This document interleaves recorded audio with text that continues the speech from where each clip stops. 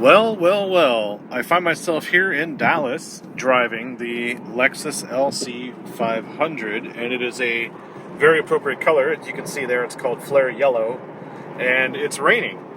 So it's an appropriate color in the rain, but it's not necessarily ideal conditions for what I'm in, which is the V8 Coupe, which costs about $100,000. So what I'm going to do is head down to Austin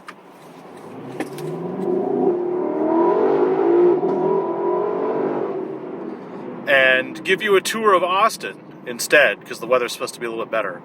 So I want to thank Lexus for letting me borrow their press car. This is the V8 one, which I've only driven on a track before, so this is my first street time. And I gotta say, the first thing is, I always forget about the Lexus being a really good car. People go, what's your favorite car you've driven this year? And I've always kind of said, well, the Corvette. But I now, well, that was the C7 at least. Now I will remember my favorite car is this LC. It's just got this great, comfortable environment, and it's going to be a great GT car, as you can tell. It's got some back seats, token back seats, but you can still throw extra luggage back there if you wanted, because it does have a tiny trunk. So I'm going to make my way over to Austin, and I will catch up with you. I might give you a little bit of a road trip flavor. I've already done a road trip in the hybrid one, but when I get to Austin, I will open it up on a toll road and stuff like that, and we'll see what it's all about. So stay tuned. Alright, so as I leave, you might be asking yourself, gee, in the rain with a car like this, are you nervous? And I'll say, no. I don't get nervous behind the wheel, at least for the vehicle itself. I do get nervous behind the wheel for my own safety. I mean, obviously, we don't want to crash, but we don't want to get hurt in any way, shape, or form, and we don't want to actually hurt others either. So driving this car in the rain is more of a frustration, because you can't open it up, really. I mean, everyone's going too slowly. They're all changing lanes. They're all psychotic at this point. So I just need to get to an open area where I can just sort of relax. This is not that stressful. It's not that tense, but driving a yellow car doesn't necessarily blend in, and I just want to get out of here so that I can go have some fun later. But just look at the way these people are driving right now. I don't know why everyone wants to get in front of me, but I mean, I can only go so fast and keep such a distance. This is the kind of day I'm having here today. It's a Monday. So I'll catch you probably near Waco or something. We'll do that. And I'm not even looking at fuel economy. I know I had the hybrid before, and I might have done fuel economy on that one, but I don't think it matters in a V8 Coupe.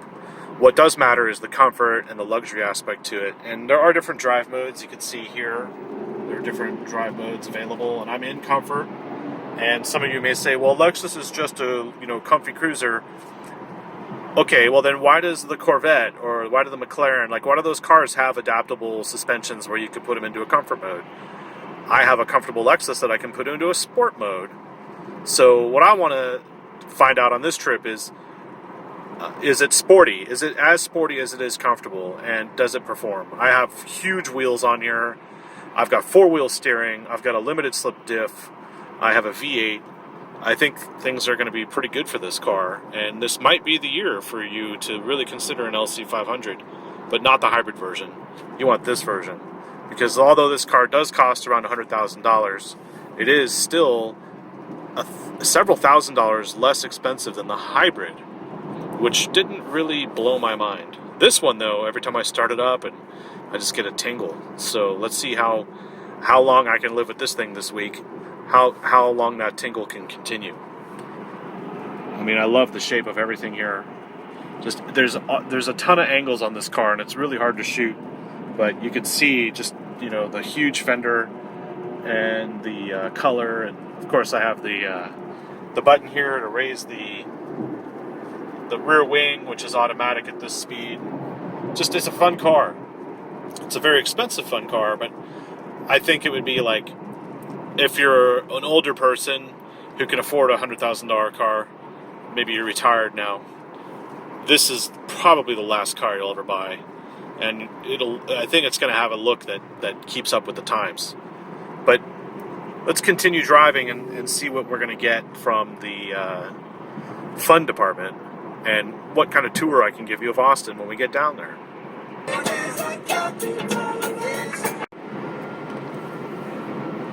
The big difference here beyond the V8 is the fact that this has a 10-speed automatic transmission, has the same kind of gear selector as the hybrid version, but the hybrid version has a CVT and a 4-speed automatic with that. Whereas here in the Lexus, with the V8, we get an actual 10-speed auto. And you can see that here. Boom, gear position 10. And I do like the non-CVT version in here better because it doesn't have this howling sound. This is more of a growl, and it definitely has a purposeful shift, and it feels better. And unfortunately it's raining. I can't really kick down or anything because I don't want to do anything stupid in the rain, but basically coming soon to a dry road near you will be an example of what this thing can do. When I get to Austin, it shouldn't be raining. We'll see though.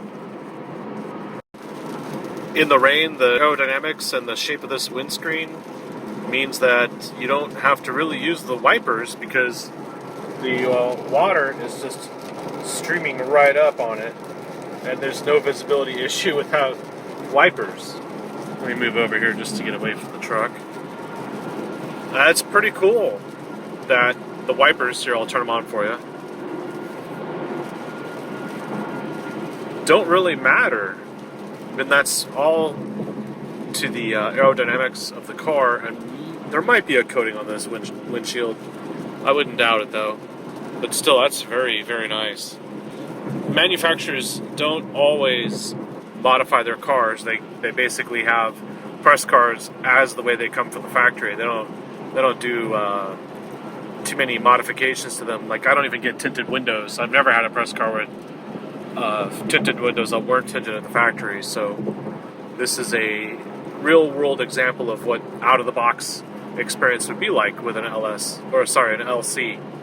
I did also drive the LS500H, which is the luxury sedan. I drove that in the rain to Houston, and that video is or will be on my channel. You'll have to check. But so far so good here in the Lexus. This interior, by the way, the other Lexus coupe I had a tan interior. The black interior obviously looks a little bit more sophisticated, but I didn't mind the tan interior. The tan interior had a bit of a caramel color to it, whereas this I see it looks a little more expensive in all black. That's my gimbal case, by the way. Yeah, it's a pretty nice place to be. No complaints from me. So that's why I'm not too disappointed in the rain, because now that we're going freeway speeds and there's no one really around, I can enjoy the drive. Well, clearly there's not much to do right now, because other than notice that the side windows stay pretty rain-free as well. Even though there's a lot of water hitting the windshield, it's not hitting the side window that badly. Even on the passenger side, it's almost like it's designed to keep the water off that side, which is cool. The one thing I will notice though, and I will have to talk about it, is on the interior quality, it looks pretty good. You got leather, suede, metal, blah, blah, blah. But right here, it's just hard plastic, and it seems like once I noticed this, I mean, this could have been metal, but this part here in the middle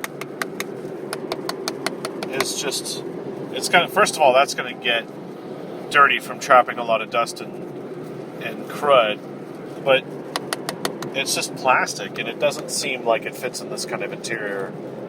If this was metal, like this kind of piece here, that would make more sense to me, but it's just plastic, and maybe that's because of the airbag.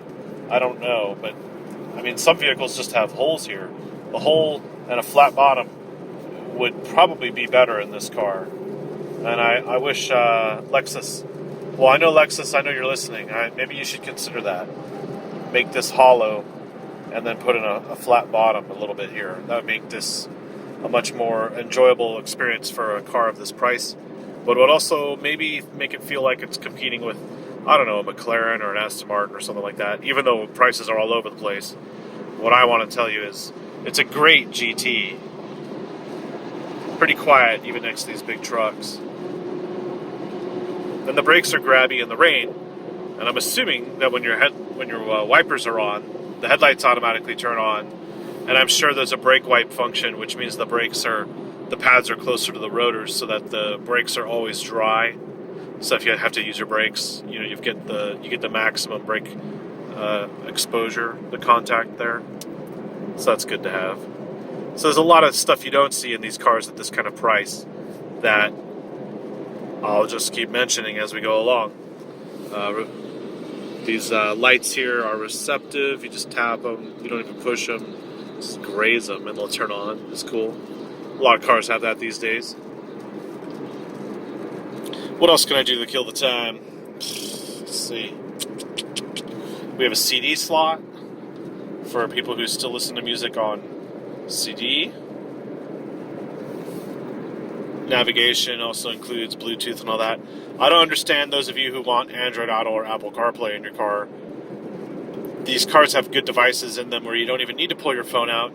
You can keep your phone wherever you keep it, and the Bluetooth functions still work to make calls and stream music. And as long as you know how to use the nav in the vehicle, and if the vehicle has a good built-in nav system, it's okay. Graphics are always going to change. No matter how old a car gets or how new a car is, it's always going to have different graphics. That's the cheapest, quickest solution to make things look new. It could be the same old crap hardware, but you'll like it because it's got a different look to it. This is an older look, and it does have this trackpad, but I've driven several of these now, and it's a lot easier to get used to than the Lexus GSF, for instance, which had like a mouse kind of pad thing, which I didn't like. This trackpad is better. Of course, the RX for 2020 is the first one with a touchscreen, so this is not a touchscreen. All right, the rain has subsided and the Texas Autobahn has commenced. The Mercedes is setting the pace here, so we're going to make our way over to Waco, which is about half an hour away, and we're doing pretty good here. Let's turn off the wipers. What else? Notice the temperature outside is 64. It's dropped. It was warmer earlier today. And there are signs, digital signs, that say ice preparation. So there's a winter front coming in, which is part of the reason why I'm going down to Austin, is to get away from this cold weather. But there's supposed to be sleet and freezing rain, or maybe even snow here in Dallas tomorrow. Even though it's 67 or 64 out, they're going to start prepping the roads for ice, which is weird because it's not even cold enough for ice. I don't understand their logic, especially when the rain here is just going to rinse it away. So it's good that I'm getting this car out of there because we don't want salt and stuff all over this gorgeous metallic yellow called flare yellow. It is metallic, this gorgeous paint job.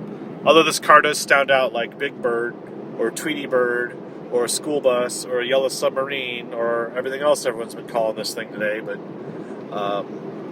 I'm sure we'll settle on a name at some point. But for now, oh boy. Let me just concentrate on this drive real quick. I'm almost at Waco, blah blah blah, watch your speed, yada yada. You'll see there are sound settings here. Those sound settings are for the satellite, it's under radio.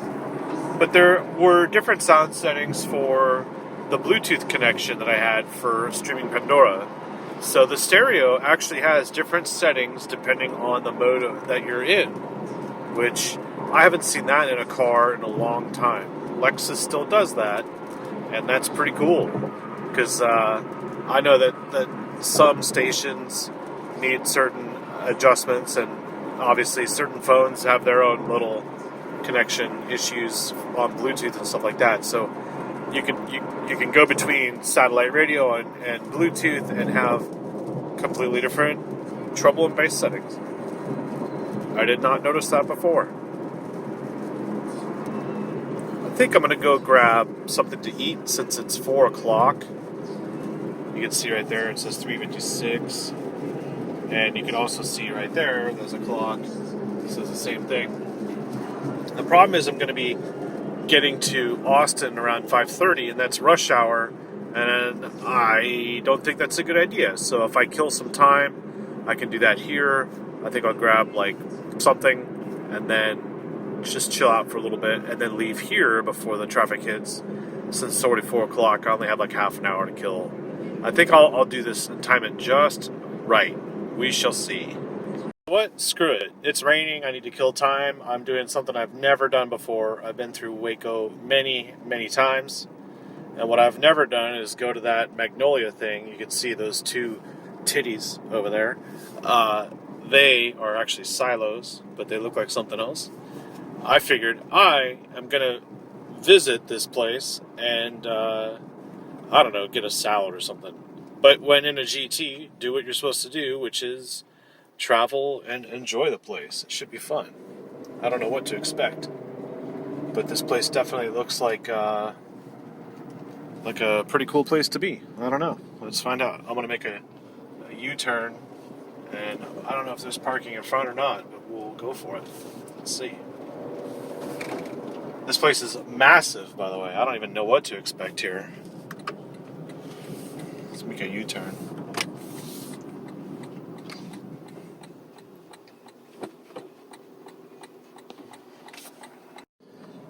You know what? Screw it. There's no parking. It's way too touristy, and I really don't have that kind of time. So I'm just going to go back towards the freeway. And there are cool things around here, I'm sure. If it wasn't raining, it'd be fun to walk and stuff. I don't see any like wineries or anything, but it's just a bunch of restaurants and fat people. Fatter than me. And of course, I don't know where they're all from, but there's tons of people here. This is ridiculous. Although I do think there's plenty of opportunity on the real estate side around here, just a couple blocks away. We'll let this guy pass, because of course he's not going to stop.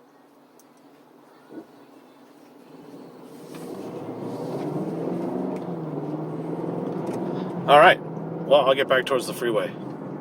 Half an hour. I got half an hour, not 3 years. Of course, in this part of Waco that's under construction majorly, and it's not unusual to feel like you're off-roading at this point. This is just a very unusual part of town right now. Never used to be like this, but I need to get on the freeway and then get off the freeway, which is unusual here. Need to get off and then go make a U-turn kind of thing.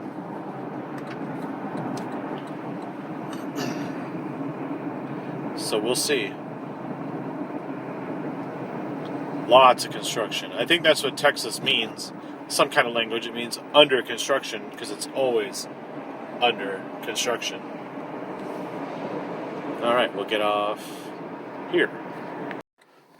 I'm in comfort mode, and even on these under construction roads, these 22-inch wheels and stuff feel pretty good. So I'm going to head over there and get out of the car and kill some time. This is Texas's idea of a driveway. It's all under construction right now, so there's actually nowhere to go. Oh wait, here's one. Here's a driveway. No. Yeah, okay, I'll take that. No, I won't. Nope. I'll take this street instead. Hopefully there's a separate road. Wow. Good thing I got four-wheel steering. I don't know how exciting it can get, but jeez. What I need to do is go that way. I think I'll do it here. There we go. Crazy. Alright, there's plenty of options here to get a quick bite, kill some time, and then I won't be so crazy when I get to Austin and all that traffic. That's what I'll do. Let's go this way.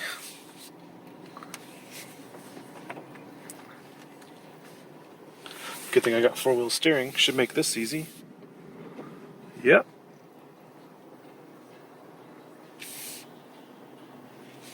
Cool. We are parked.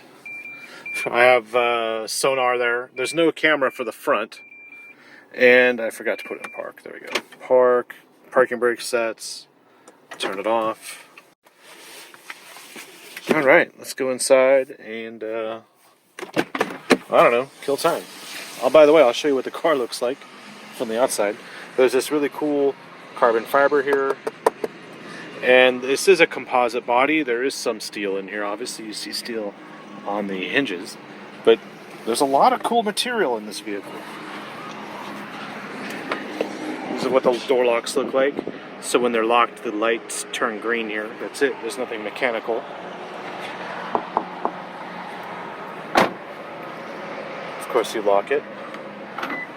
There you go. I like how it matches the stripe almost. It's funny. There it is. I forgot to explain to Yankee Doodle that I did pack for this trip. And I know you like that leather bag I have from Italy. It fits in the trunk just nicely. There you go. It actually goes about that far back in there. Now, the seats don't fold forward. The only coupe I know of that has folding rear seats is the Audi A5. I don't know if the BMW does, but this is usable in the way that if this trunk was full, you could still use the back seats. Here's the exposed composite material too. Pretty dirty now. It's much cleaner when I got here, or before I got here. You know what I mean. Alright, this is what I'm driving. Pretty cool. This is what it sounds like, by the way. Oh yes. Pretty cool start sequence here with the screens. I don't want to do an off-road test, but you know, you never know in Texas. Whoa. I'm really nervous about pulling out, so I'm going to wait for complete... Well, it is completely open. Alright. Four-wheel steering. Nice. Things are just always changing in Texas. Look at that huge dirt mound. Like, what the hell? And that place just opened, and now you can't get to it. Wow. The challenges here are real. Like, who approves permits for these things and then knows that this is going to happen? As soon as they finished all that construction in Temple, which was like a huge bottleneck for years, they finished everything on I-35, and then for like 2 weeks everything was great, and then they do this. Crazy. And Baylor University is just on the other side of the freeway over there. And I don't know how the students cope with all this stuff. Well, Baylor's actually back that way now, but you kind of get it. But we'll forge into Austin, we'll just see more insanity, so what difference does it make, right? Alright. I am loving this Lexus, though. As far as the best car I've driven in the last 12 months, it's definitely the LC. With this one in particular being that it has the V8. I really don't think you can go wrong. No matter how old you are, how much power you want, what kind of features you want, I think this is just a good all-rounder. And that's the point. Lexus didn't have to do this at all. Especially when Toyota came out with the Supra, which is faster than this car.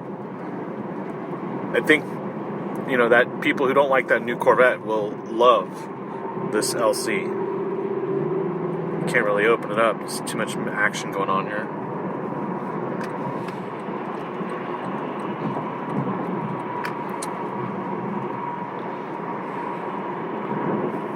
But it is a nice, comfortable cruiser. When we get to Austin, you'll get to hear it. How about that? Just keep watching. I appreciate it. And I'm not going to tell you to like and subscribe. You already know to do that. And I appreciate those of you who have. And I appreciate my long-term viewers and subscribers and people who leave comments. It's all good. Of course, after the rain's done, your windshield is kind of schmutzy. You just pull back on the windshield washer and you get your fluid, and you'll notice it comes out of the wipers. It doesn't spray on the window, which means that, of course, you've got better visibility when that happens. You're not just sort of like blitzed by water or spray. So that's cool. It comes out of the wipers. The Mercedes SL does that. The Mazda 3 does that. The Volvo does that. Not sure which Volvo, but a couple of them do. And yeah, the Lexus LS and the LC do it. That's as far as I know right now. Good to know. I want to talk real quick about the seating position. I feel really low, and in the car, it's really good. And I also have a lot of headroom. You'll see here. It's kind of hard with the black headliner, but there's plenty of space. So this is a very comfortable car to be in so far on this trip. Okay, the road's dried out a little bit, and this guy just got out of the way. Let's see what this can do.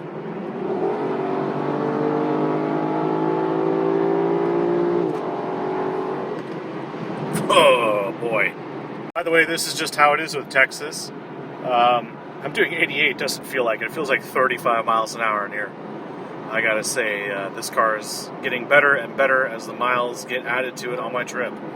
Look at the temperature outside. It's 72 degrees, 71, dang it. It's warming up as we're heading south. We're not going too far south. And we're only going about 250 miles south of Dallas, but still, I'm loving this thing, and I'm loving this weather. This is February 3rd, and I'm in shorts.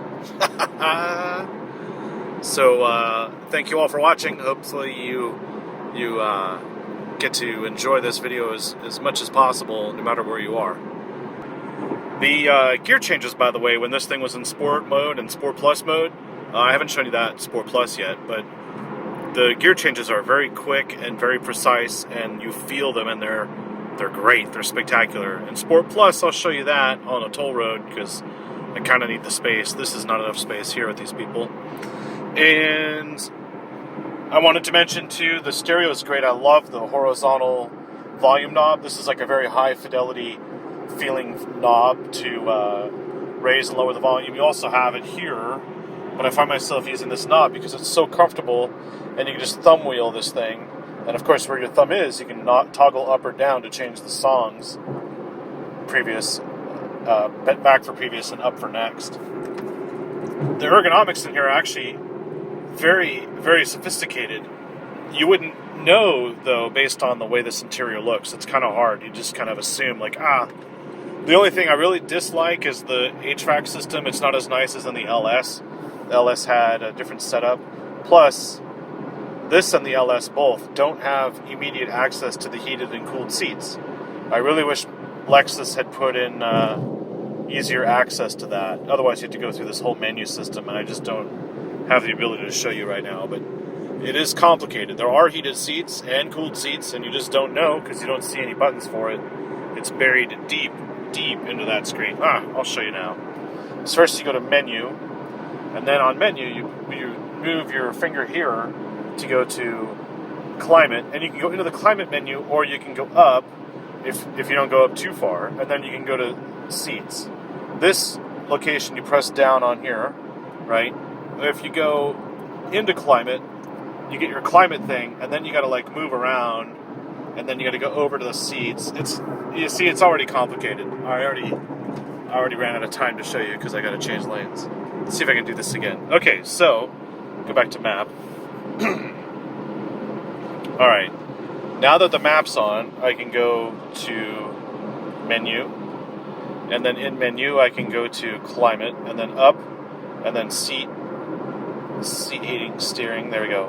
And then I'll go here, and then I can go up for more heat, or down, or if the heater's on, I can turn on the cooling. And the cooling in here is great, by the way. The ventilation is really strong, and it feels so good and refreshing. And there's 3 settings. And of course, this is all auto. When you get to certain temperatures when you start the car, it'll automatically kick in. But in this temperature, 70 degrees, where it's practically perfect outside, you kind of have to manually control this if you want to do some customization.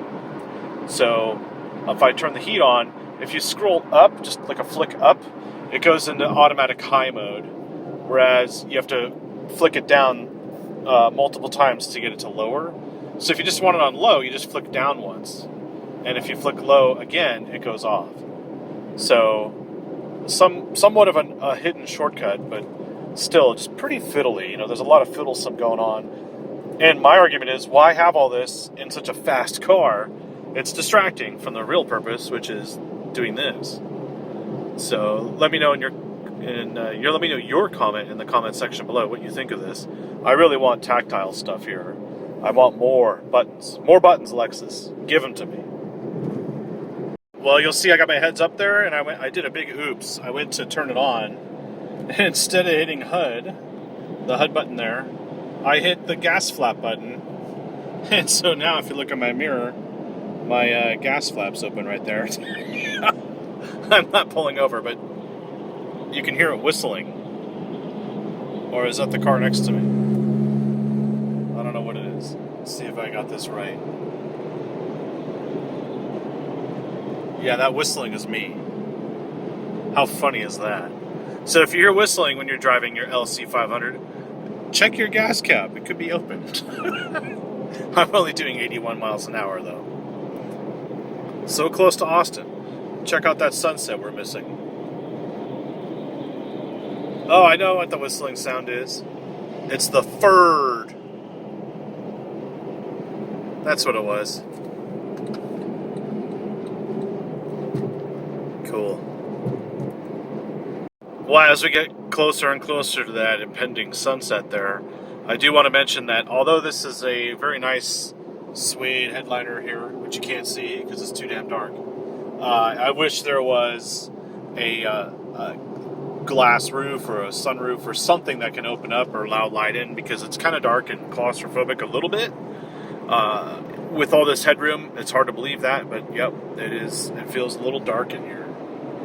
And I do like the carbon fiber roof. I realize that if you got a hole in the roof there, you wouldn't be able to do carbon fiber, but there is a convertible version of the LC coming out soon, and maybe that's the ticket.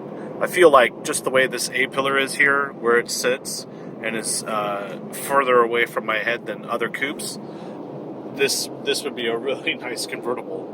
And of course you get your little token back seat back there. I think this would make a really nice convertible. Hopefully they make a V8 version of it and they produce it soon, because that's just another reason why you should get one of these if you do not like the C8 Corvette, which I haven't even driven yet, so I don't even know what I'm talking about. I'm just saying. Alright, one thing that's driving me crazy is this fuel flap. So I'm going to pull over, get off the freeway, and swing into a gas station and close it. It's almost like the same as, you know, an old person in a Lexus who gets on the freeway and the left blinker stays on forever. That's about as annoying as the left blinker. That's pretty much a left blinker to me. Like, what does this button do? Let me get over. It's a bit of a blind spot back there too, but it doesn't matter. I got blind spot monitoring, and I can definitely out accelerate most problems. Let's pull in here. 4-wheel steering for the win. Come in here real quick. And what I want to do is, figure this out. That was the button I pressed. That one right there. And it opened the fuel filler at 70 miles an hour. So now I gotta get out.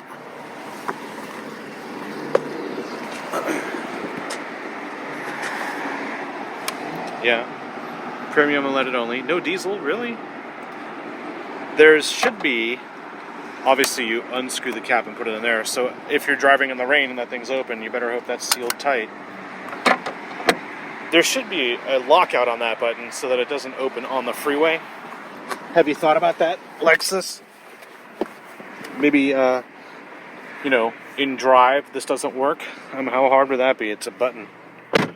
Okay, I'm going to continue on, hop in that traffic now. It's funny, the side road is faster than the actual freeway.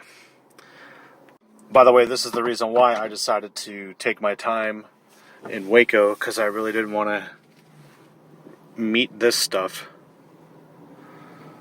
I don't like making a U-turn on the right. I like going left. That way I can see what's coming easily. You know what I mean? Plus, since the roads are a little drier here, much drier actually from when I left, I can open it up a little bit. We can see what this does. One thing too, you'll notice the hybrid had a start-stop feature because it was a hybrid. The engine in here does not have a stop-start. There's no stop-start defeat button or anything.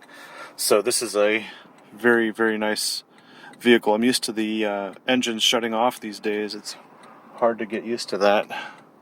Alright, well, we don't really need much of an opening, but I'd rather have it for safety. Because, you know, hard acceleration out of a corner with four-wheel steering is very new to me. So, let's see. SCR brake. Nope. It'd be great if that guy signaled. Not the truck, but that Beamer. Okay, here we go. Then we gotta make sure, of course, it's clear that way. Yep.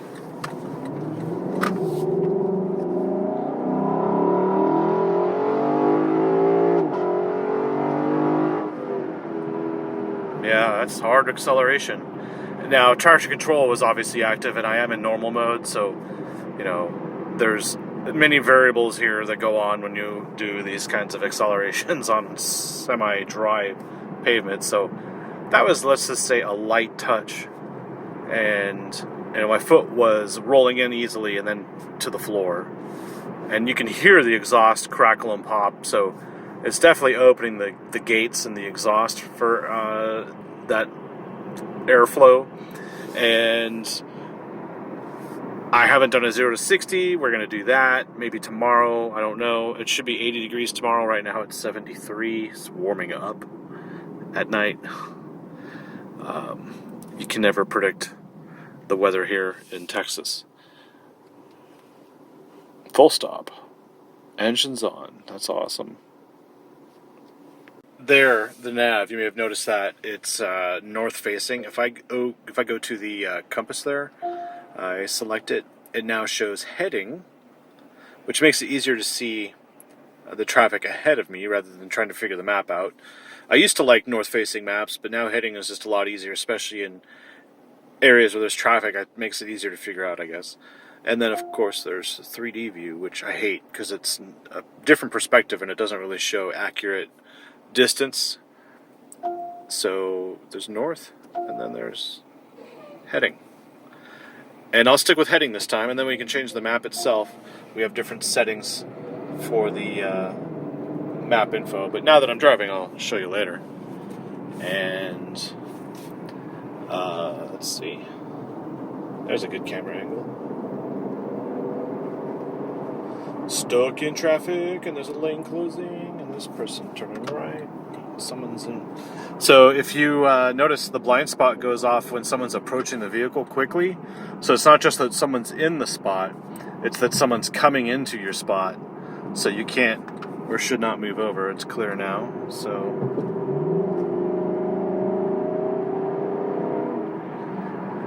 this engine sounds a lot different than the Lexus GSF that I drove.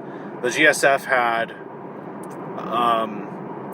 the same kind of ballsy feeling as this one, but it delivered power a little differently. I think it's the same 10-speed automatic, and you can correct me if I'm wrong, but the engine may be a little different.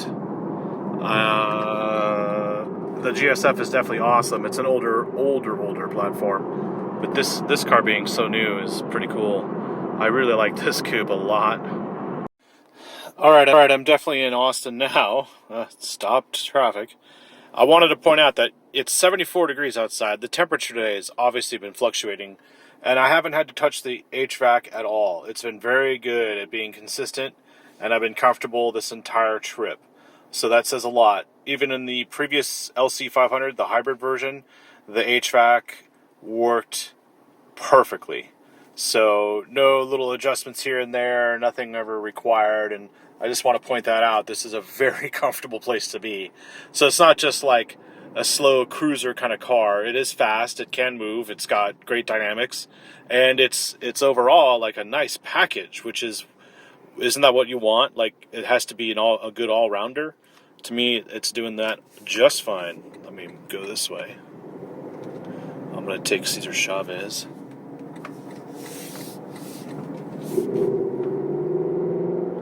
Damn it. Just missed the green light.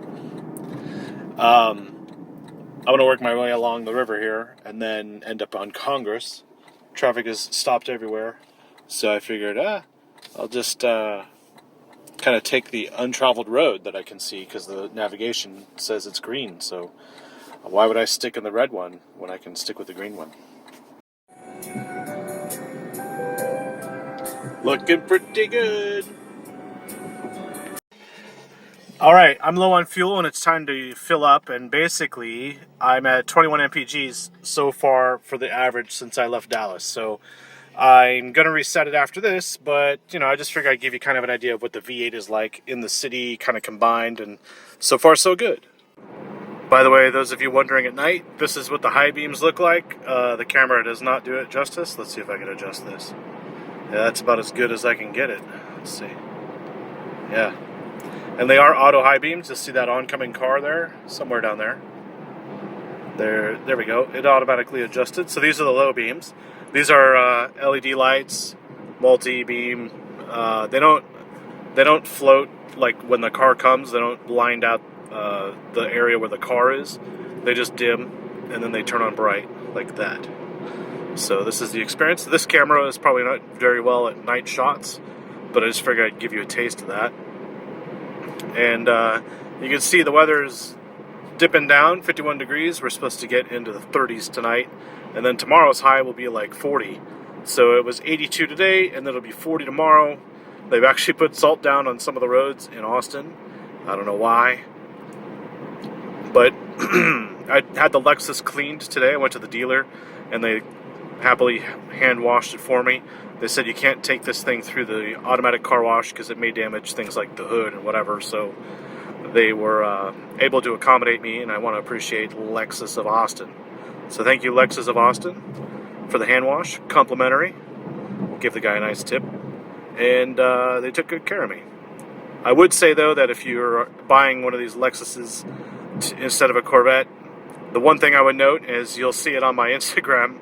And I didn't want to call out the dealer on Instagram, but I feel like the clientele at the Lexus dealer service center was pretty old, skewing very old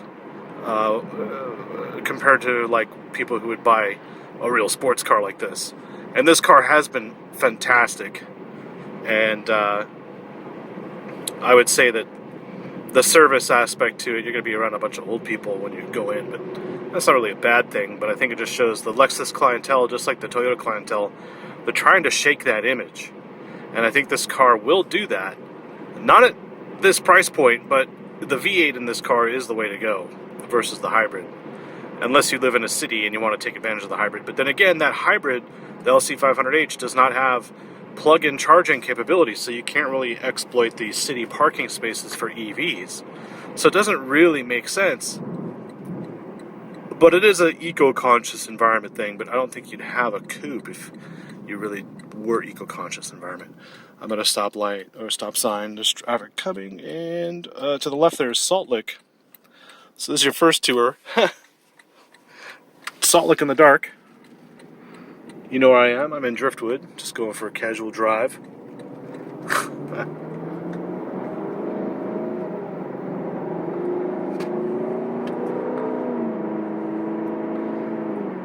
I'd say those auto high beams do work well, and the exhaust sounds great even when you're just kind of cruising along. I'm not in a rush, just chilling in normal mode. You'll see that on the right, bottom right corner of the speedometer. It says normal. So this is a atypical video. I'm trying to give you a road trip / report on the Lexus. I hope you appreciate it. And there will be more of this as I drive it around Austin for the week. So these are just random clips I'm assembling for you, just kind of give you a week-long experience of the Lexus LC500 V8. So far, so good. And that guy didn't get it, did he? Okay, it's Wednesday now, and I can't give you much of a tour of Austin because it's 46 degrees out. Yesterday was like 80 something, and the way these people drive, there's not much I can do to give you enough of Austin. But basically, so far as a daily, the LC500 has been awesome. Compared to the hybrid, this has, I don't know, like it's marginally the same amount of fuel economy, but the performance in here is obviously better. And I appreciate the sound this car makes better than the hybrid. What else? I think that's it for now. It's kind of weird. It's at 3:15 and people are like trying to go home early because there's some kind of storm on the way. And yeah. So I just figured I'd give you an idea of what a daily aspect is, even though I'm not showing much of the car today. It's too cold out to do 0-60 pulls and stuff like that. So hopefully this weekend will be a little warmer and I'll get you more entertainment through this week. Stay tuned. Tell you what, I found an open stretch on my red light. Let's try a 0 to 60 in this weather, in these conditions, in comfort mode. That way it doesn't get a little crazy, a little too crazy like it would in Sport Plus. Let's try it. Oh, a little slip.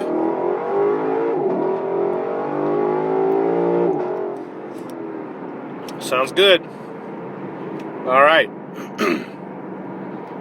That's why I like the V8. All right, today's Friday. Yesterday I was out of action because of my allergies. It snowed Wednesday night a little bit, and if you can't tell, there's a lot of stuff in the air that really just took me out. So, ugh. The paint looks good. The windows, though, and the carbon fiber roof show how nasty it got out here. That's just dust, by the way. I did drive the car to the store to get some allergy medication. So that's why the front windshield's kind of clean. So I do want to start it up. I want to show you something. So when you start up the V8, you have a digital tachometer.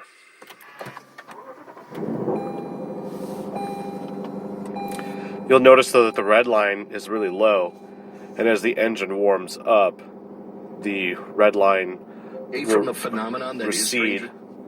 The red line will recede back towards the traditional area, which is like 7,000 RPM. So, a lot of neighbors looking.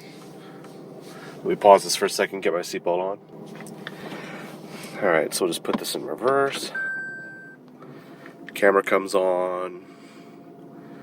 Now just watch the red line and see how it changes. This is the oil temp gauge. I always use the oil temp gauge to determine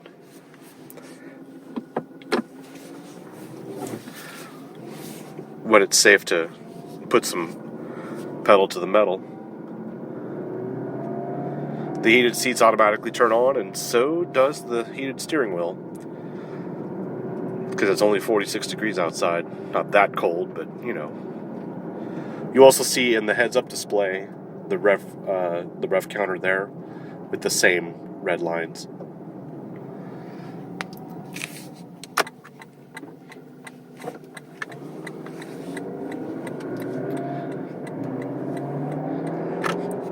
And we are in comfort mode. If I change it to normal, push in there, it does not affect the rev range. It just proceeds based on the temperatures. Now, the BMW M5, the E39 used to do that with LED lights.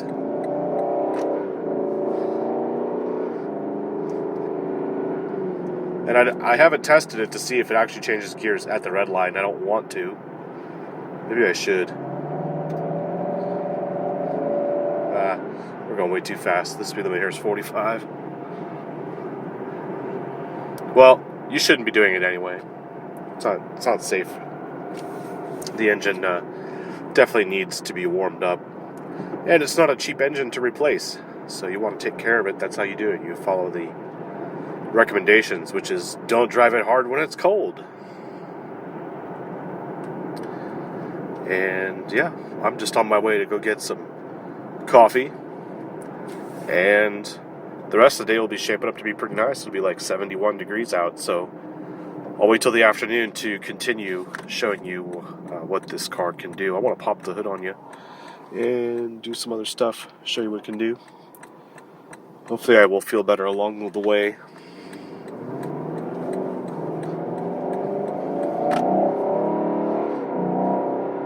Tires are cold too. All these things you got to take account for when you're driving a car with performance and power in mind, and you don't want to end up like those videos at the Cars and Coffee exits.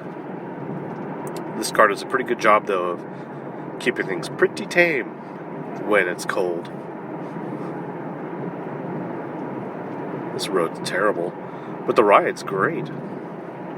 This adaptive suspension really irons out all of the nuances of the road, and in addition to the nuances of the road, it's really good at dampening the rebound. This thing doesn't bounce or hop a lot.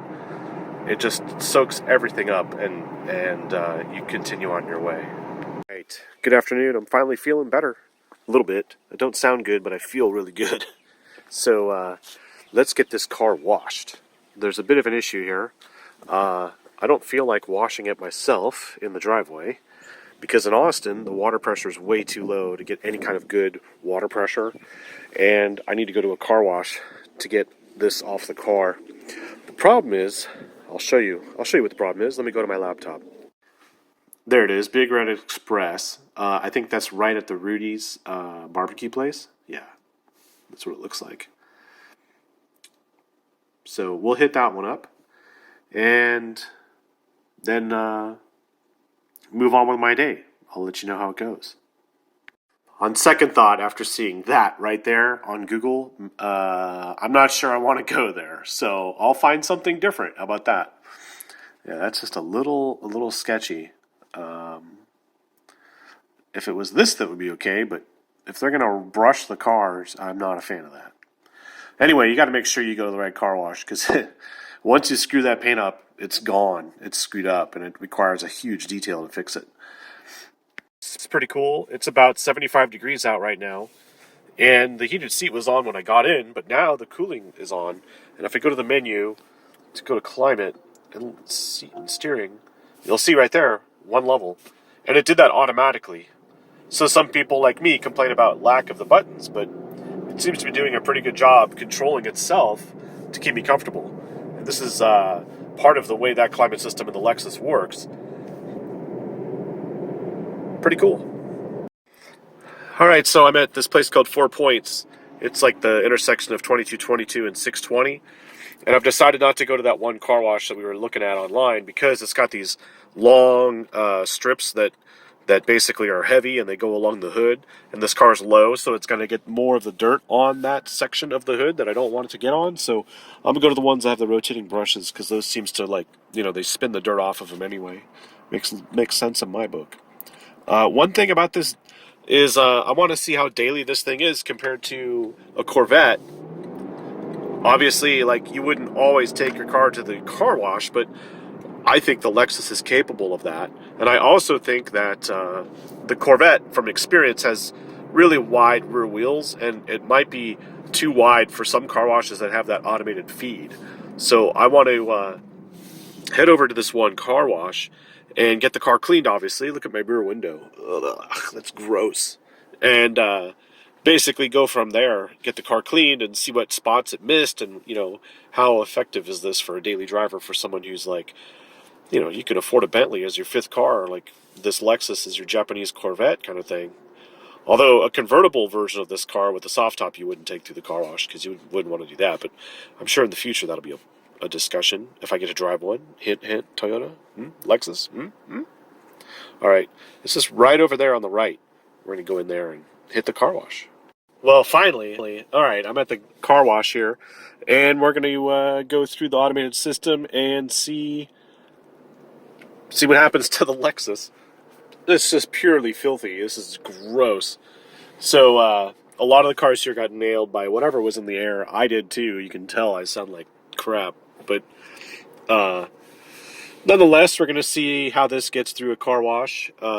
It should be daily and a decent car to drive, especially for this price, which is, I got the window sticker right here.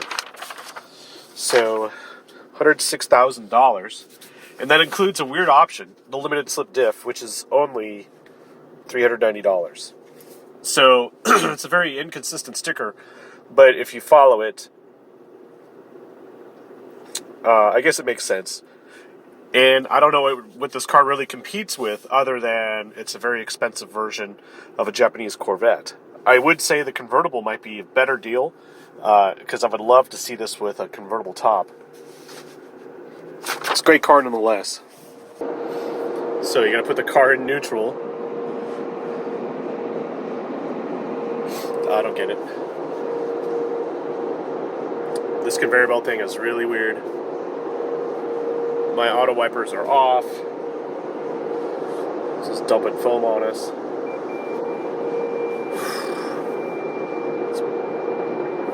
Parking sensors are going crazy. I don't know where to turn them off.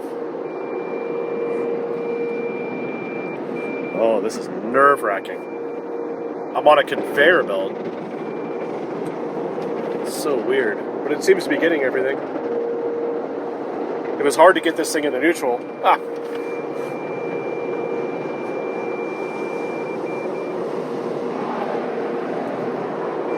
This is probably the most boring car report video you guys have ever seen, but it's all in the name of giving you what this is like daily. I hope you enjoy it.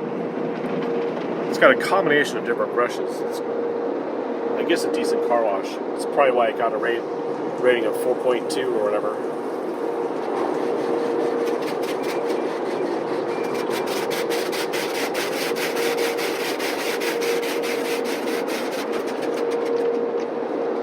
Can't see anything in front of me.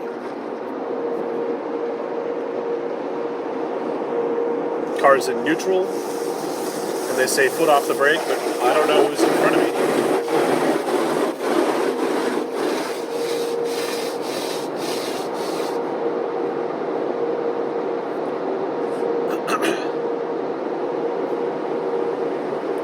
You'll notice here, this cup gets really close to the temperature button for the passenger. I feel like I'm getting closer to that Toyota. Foot off the brake, verify in neutral.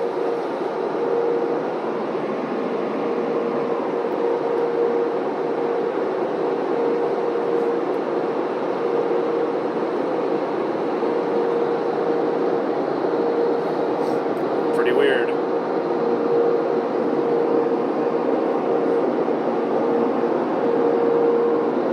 What I'm going to do is put it in drive once I see we're stopped.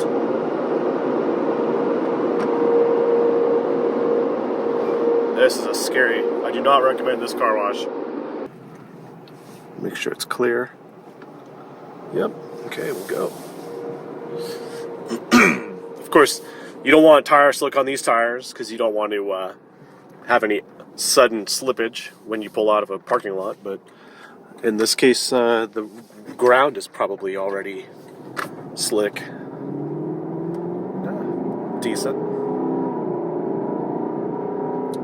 Alright, moving on with my day, thank God. This is what it looks like clean.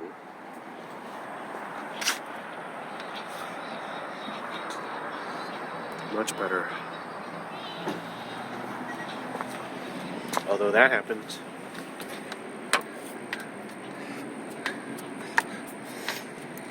That's not good.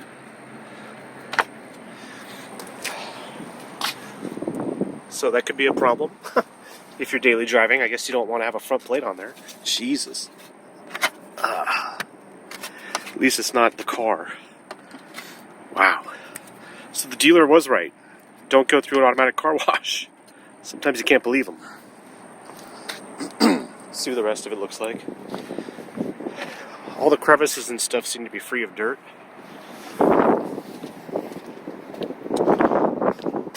I was concerned this would be dirty, but it's not. Huh. Well, there you go.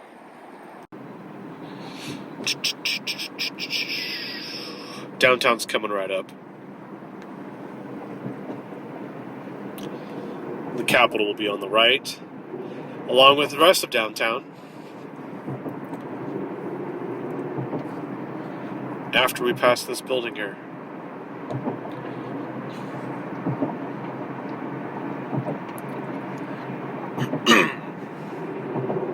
Okay, here's the UT campus.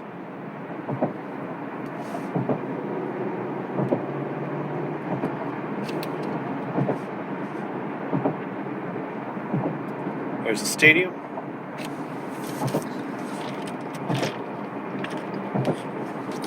Had a great lunch at Papado's. That's one thing you'd want to try in Texas. Whether you're at an airport or any city in Texas that has Papado's, the major metro areas will have it. Definitely give that a shot. Great seafood. Kind of like Bayou style. Alright, the Capitol is just in front there. There's that little dome that way. That's the Capitol.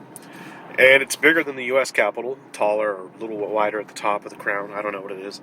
But a lot of the buildings near it can't be taller than it, so as you get further towards the water, which is the river over there, you will see the bigger buildings. Which they just keep popping up. This skyline changes like every 6 months. It's hard to recognize this city if you come here only once a year. Let's see. I'm stuck here in traffic. I think I'll open it up.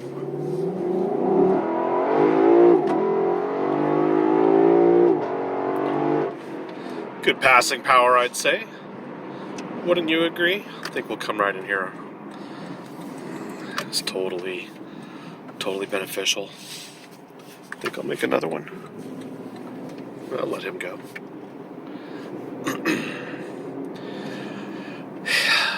Anyway,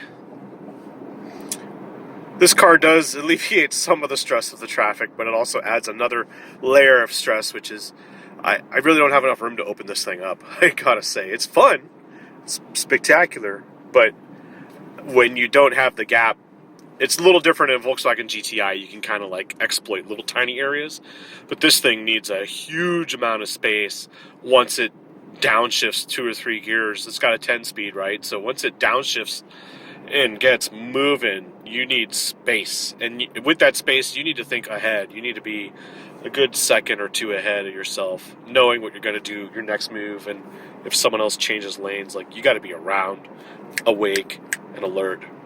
Which is why it was sucky to drive this car a couple days with all these antihistamines from the allergies. I apologize for that, but I just could not do it. All right, there's the familiar part of downtown right there, and it's really just a bunch of offices. Downtown Austin, well, Austin is the capital of Texas, so it's, I don't know, I don't want to call it political or anything, but you have offices here, they're lawyers and stuff like that. I don't know if they're the brightest. I don't think any Austin lawyer is the best. But it's a cool place. We're crossing over 6th Street right here. There's 6th Street.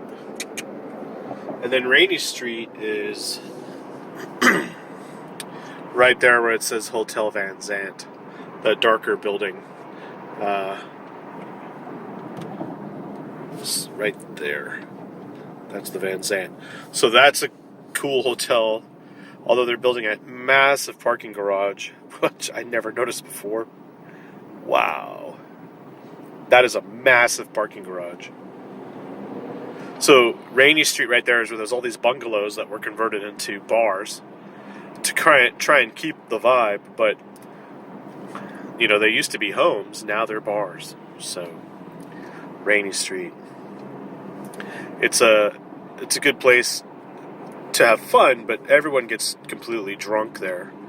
So, just like 6th Street, you know, these college kids just get totally shit-faced. You gotta do it somewhere, I guess. And then, yeah. I don't know what that building is. It's a crazy looking building. The terrace on the top, or in the middle. I don't know. And we're going to cross the river right there. So, once we get over the river, we're kind of out of the downtown area. Although there is another section of Austin on the other side of the river on Congress and stuff like that. There you go. There's no point in going to the east side on the river. That's called Riverside. But you know, the view back there should be pretty good. I don't know. I'm just guessing here. Just holding the camera like an idiot at this point. So there you go. That's your experience of Austin. And I'm going to continue driving this car. I want to pop the hood on this car and show you something pretty cool as far as engineering standards go. And I'll do that coming up pretty soon. Alright, it's 6:30 on Saturday night, and I'm still in Austin, as you can tell by the brake lights. Just figured I'd give you an update. What I wanted to say was the interesting thought I had here was this car drives so well that in this stop-and-go traffic, I'm not going, gee, I should use the radar cruise here. Well, I don't know if I can even focus on it right now. There we go, that. I'm never using it in this traffic. That's how smooth this Lexus is. And I would say that's why this is the Japanese Corvette. It's just a smooth, very comfortable cruiser. And we're in normal mode. We're not even in comfort. If I put it in comfort, it softens the suspension and sort of changes the throttle mapping even more, and changes the way it selects gears. So yeah, in this kind of stuff, I have no complaints. This Lexus, you have not heard me complain about it at all, except for the heated seat buttons, but they're still kind of like automatic. Yeah, pretty cool. Just thought I'd give you that kind of thought while I'm sitting here with plenty of time on my hands, doing nothing. Okay, it's Sunday morning. Nice and quiet out, but it's drizzling. So it's a wet day. But I want to show you something cool. I gotta pop the hood to do that.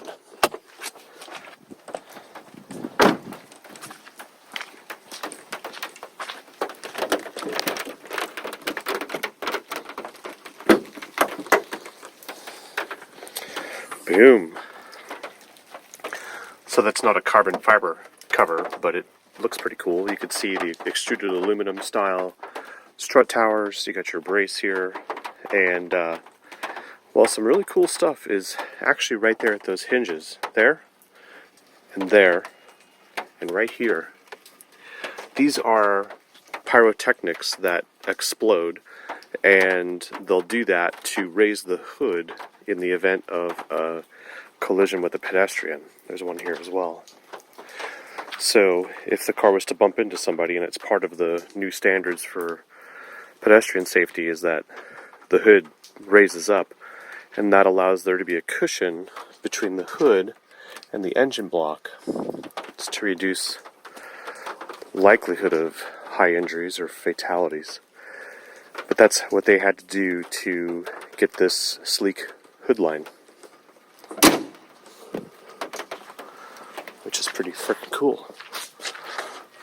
Now my idea of the craziest color, but still pretty cool nonetheless. So I'm gonna get in here and go get some breakfast.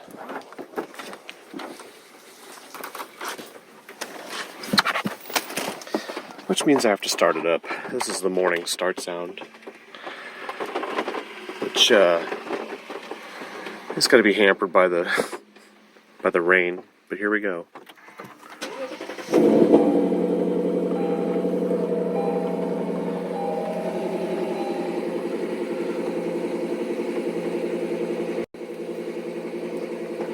You see the red line as well is artificially, what would you say, like reduced to account for the, sorry about that. It's artificially accounting for the cold engine oil. So you don't want to, obviously rev an engine too high when the engine oil's cold. So you just wait for that to gradually, as it's doing now, gradually increasing towards the typical red line, which is somewhere around here, 7,000, 7,500 RPM. Yeah, this has been a great car. No complaints. No complaints at all. And today's my last day with it. There's the Mark Levinson subwoofer. Bam. And the material on the seats is great. They also have the material on the armrest for the door panels. So if you were looking like a Mercedes CLS 53 AMG, the Mercedes is about the same price as this car. Obviously, it's a four-door and completely different. It doesn't have a V8 like this. I'd have this over the V8, but over the AMG. I definitely have this Lexus. But what you'll notice is the Mercedes has heated armrests and things like that, and an air diffuser. Some kind of air freshener. This doesn't have that. This just has a gnarly V8. So this is definitely my preference. It's pretty wet out here.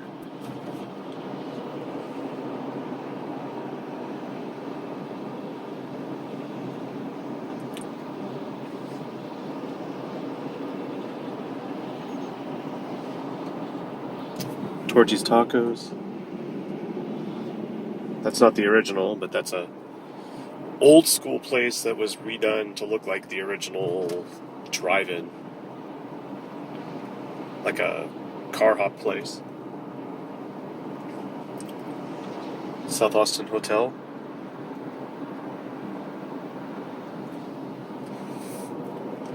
Allen's Boots, and then not where I'd buy my boots. Lucy in Disguise, yeah. Home Slice Pizza's right over there. Of course, the Capitol is straight ahead.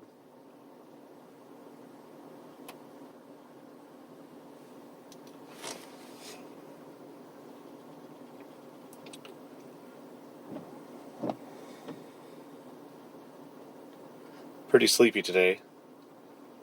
10:30.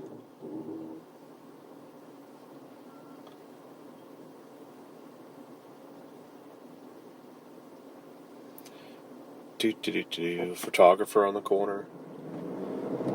Looking at scooters, man. I'm gonna get this really cool shot of scooters.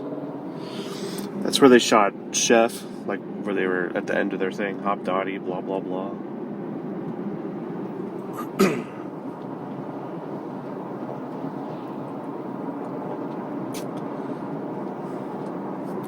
Joe's with the famous mural on the side. And then, of course, the Austin Hotel, Motel, whatever. This whole place has changed on the right. They leveled older buildings and just put up all this stuff. Crazy. It's all crazy.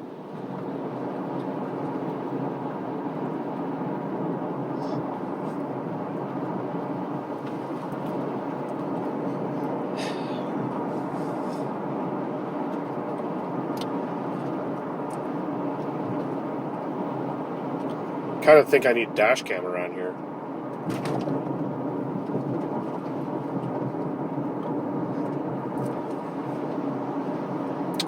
Hey, and here's the Yeti store, which is not a bar, although it looks like a bar.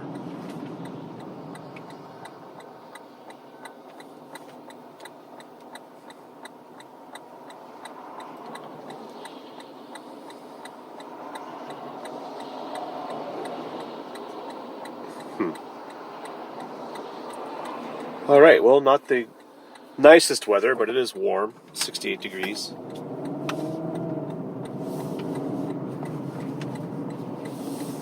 I'll catch up with you again. Two are these tail lights. Let me just unlock the car here. They're like OLED, and they're reflective, and they have like multiple layers in them. Granted, there's water all over this, but that is such a cool effect. I'm glad it shows up on camera. These are the coolest taillights. The turn signals are actually down below. Boom. Now you know.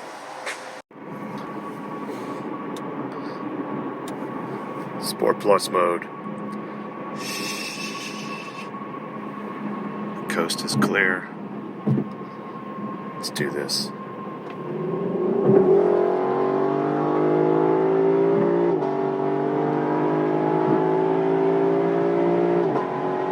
Woo-hoo. That's good enough. That was fun. I want to thank you for watching. Local time in Dallas is 11:39. We're still about an hour and 12 minutes away. And it's 69 degrees outside. February 9th. And it's foggy. So, I guess we're on approach. And I'll catch up with you when I get the city lights. And I hope it was fun. Is on the right. I hope it was a fun video for you guys. Sorry for sounding like great, like I don't know, like I'm coming down with some kind of terrible flu, but that's just how bad the allergies were this week. Never had them this bad before, so hopefully I'll recover in a short period of time when I'm up in Dallas with the better air. 35 north. Let's move in here. There we go. Yeah. Just got another hour of this before I can actually see the skyline. And I'll close it out there. Like, comment, subscribe, do all that good stuff. And my apologies for not giving you like 0 to 60, but the ground's been wet the whole time, and the only day I had the chance to do it, the only day I could do it was the day I was just totally, I couldn't get out of bed.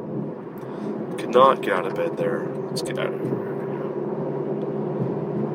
So we pass this truck.